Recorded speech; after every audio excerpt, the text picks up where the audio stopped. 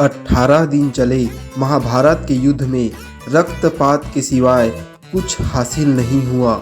इस युद्ध में कौरवों के समस्त कुल का नाश हुआ। साथ ही पांचों पांडवों को छोड़कर पांडव कुल के अधिकांश लोग मारे गए। लेकिन इस युद्ध के कारण युद्ध के पश्चात एक और वंश का खात्मा हो गया। वो था श्री कृष्ण जी का यदुवंश। महाभारत युद्ध की समाप्ति के बाद जब युधिष्ठिर का राज तिलक हो रहा था, तब कौरवों की माता गांधारी ने महाभारत युद्ध के लिए श्री कृष्ण को दोषी ठहराते हुए श्राप दिया कि जिस प्रकार कौरवों के वंश का नाश हुआ है, ठीक उसी प्रकार यदुवंश का भी नाश होगा।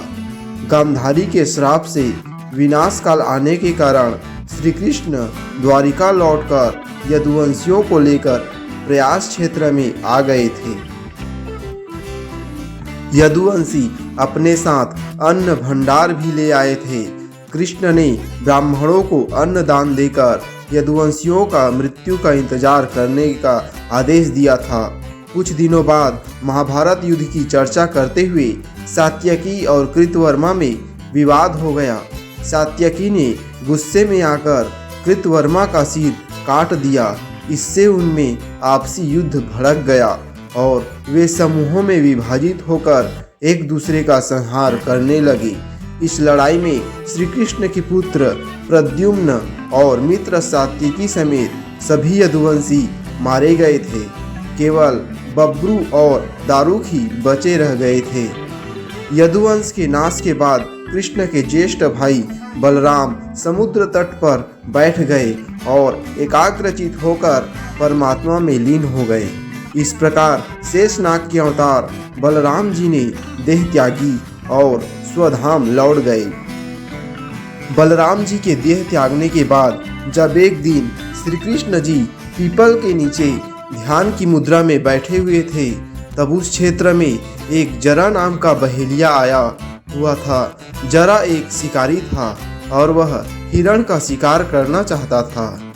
जरा को दूर से हिरण के मुख के समान श्री कृष्ण का तलवा दिखाई दिया। बहेलिये ने बिना कोई विचार किए वहीं से एक तीर छोड़ दिया, जो कि श्री कृष्ण के तलवे में जाकर लगा। जब वह पास गया तो उसने देखा कि श्री कृष्ण के पैरों में उसने तीर मार दिया है। इसके बाद उसे बहुत पश्चाताप हुआ और वह क्षमा याचना करने लगा। तब श्री कृष्ण ने बहेलिये से कहा कि जरा तू डर मत, तूने मेरे मन का काम किया है। अब तू मेरी आज्ञा से स्वर्गलोक प्राप्त करेगा। संत लोग यह भी कहते हैं कि प्रभु ने त्रेता युग में राम के रूप में अवतार लेकर बाली को छुपकर तीर मारा था। कृष्णावतार के समय भगवान ने उसी बाली को जरा नामक बहेलिया बनाया और अपने लिए वैसी ही मृत्यु चुनी जैसी बाली को दी थी। बहेलिये के जाने के बाद वहां श्री कृष्ण का सारथी दारुक पहुंच गया।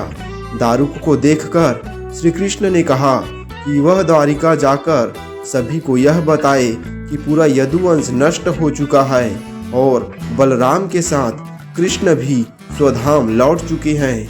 अतः सभी लोग द्वारिका छोड़ दो, क्योंकि यह नगरी अब जलमग्न होने वाली है। मेरी माता, पिता और सभी प्रियजन इंद्रप्रस्थ को चले जाए, यह संदेश देकर दारुक वहां से चला गया। इसके बाद उस क्षेत्र में सभी देवता और स्वर्ग की अप्सराएं, यक्ष, किन्नर, गंधर्व आदि आए और उन्होंने कृष्ण की आराधना की। आराधना के बाद श्री कृष्ण ने अपने नेत्र बंद कर लिए और वे सशरीर ही अपने धाम को लौट गए। श्रीमद् भागवत के अनुसार जब श्री कृष्ण और बलराम के स्वधाम गमन की सूचना इनके प्रियजनों तक पहुंची, तो उन्होंने भी इस दुख से प्राण त्याग दिए।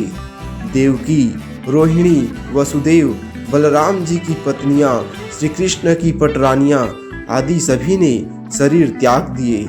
इसके बाद अर्जुन ने यदुवंश के निमित्त पिंडदान और श्राद्ध आदि संस्कार किए। इन संस्कारों के बाद यदुवंश के बचे हुए लोगों को लेकर अर्जुन इंद्रप्रस्थ लौट आए। इसके बाद श्री कृष्ण के निवास स्थान को छोड़कर शेष द्वारिका समुद्र में डूब गई।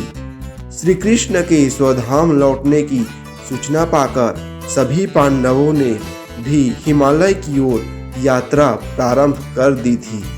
इसी यात्रा में ही एक एक करके पांडव भी शरीर का त्याग करते गए। अंत में युधिष्ठिर सशरीर स्वर्ग पहुँचे थे। दोस्तों, इस वीडियो को लाइक शेयर करें, साथ ही मेरे चैनल को सब्सक्राइब करें। पूरा वीडियो देखने के लिए बहुत बहुत धन्यवाद।